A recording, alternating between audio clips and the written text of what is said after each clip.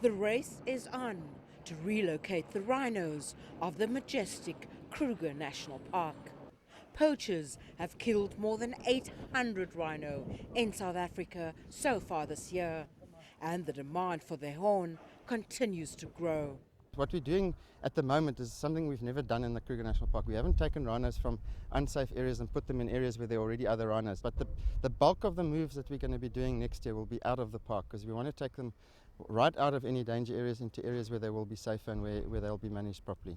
Officials dart the rhino with a potent anesthetic and then prepare them for relocation. Besides DNA sampling, microchips are inserted into their horns and tracking devices attached to one of their legs. In August, the South African Cabinet approved the translocation of 500 rhinos from poaching hotspots in the Kruger National Park to safer, protected areas. And what we're seeing here is just the start of that process. The 500 value is in fact what the Cabinet approved and that we feel ecologically we can do to achieve the objective of increasing rhino numbers. So by removing rhino from high-risk areas, we reduce the chance of them being poached.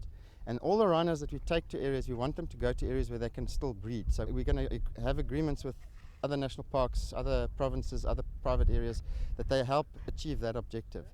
Much of the demand for the horn comes from the Far East, where some people wrongly believe it has medicinal qualities.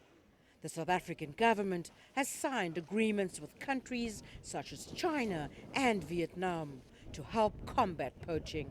What people are telling us that they use the rhino horn for, which is, we hear for aphrodisia. There's now an additional one, which is the sniffing. They're using it as part of a drug, we are told, but they're also using it for other, as a status symbol. As I speak, there are people who are in China, our team, who are signing an implementation agreement with China so that we can work with people in that country and the government to actually reduce demand. Around 20 rhinos have so far been relocated. Some have been moved to a safe zone, and some will be sold. With all our NGOs, our people, our communities, our private sector, and everybody who's working hard, we are saying in South Africa, rhino is not going to be decimated, not on our watch. Rene Del Carme, CCTV in the Kruger National Park.